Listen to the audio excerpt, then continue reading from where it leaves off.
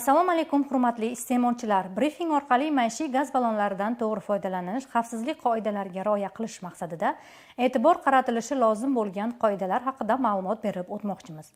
Bugun viloyatda 167 mingdan ortiq suyultirilgan gaz iste'molchilari yashaydi. Ularga gaz ta'minot filiali tomonidan belgilangan reja grafikka muvofiq gaz ballonlari yetkazib berilmoqda. Shuningdek, joylarda gaz ballonlaridan to'g'ri foydalanish uchun tushuntirish targ'ibot tadbirlari ham olib borilmoqda. Yoz oylarida havo haroratining ko'tarilishi oqibatida yuzaga keladigan noxush holatlarning oldini olish uchun har bir iste'molchi gaz jihozlaridan, xususan maishiy gaz ballonlaridan to'g'ri foydalanishi lozim. Xavfsizlikni oldini olish maqsadida quyidagilarni eslatib o'tamiz. Bo'shatilgan yoki to'ldirilgan maishiy gaz ballonlarini soya salqin joyda saqlash talab etiladi.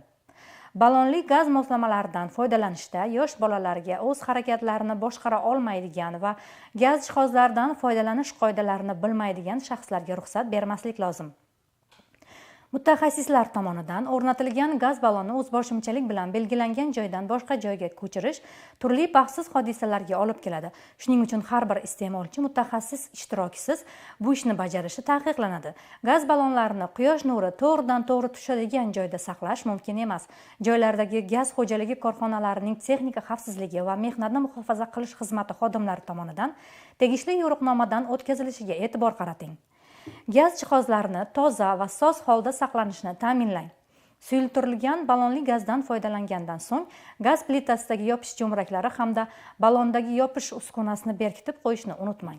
Xonada gaz hidi sezilganda zudlik bilan gaz jihozlaridan foydalanishni to'xtating. Ochiq olovdan foydalanmang. Joylardagi 104 avariya dispetcherlik xizmatiga xabar bering. Suyultirilgan gazda ishlab turgan gaz plitasini nazoratsiz qoldirmang. Havo almashtirishning iloji bo'lmagan xonalarda gaz ballonlaridan aslo foydalanmang.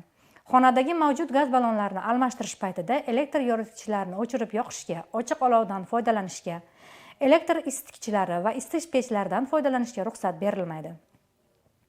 Hurmatli iste'molchilar, siz maishiy gaz ballonlaridan foydalanganda xavfsizlik qoidalariga rioya qiling. Gaz xo'jaligidagi xavfsizlik qoidalarini buzgan, avariya holati va baxtsiz hodisalarga yo'l qo'ygan shaxslarga nisbatan qonunda belgilangan tartibda chora qo'llaniladi. Yuqorida ta'kidlangan ko'rsatmalarga rioya qilishingizni so'rab qolamiz. Salomat bo'ling.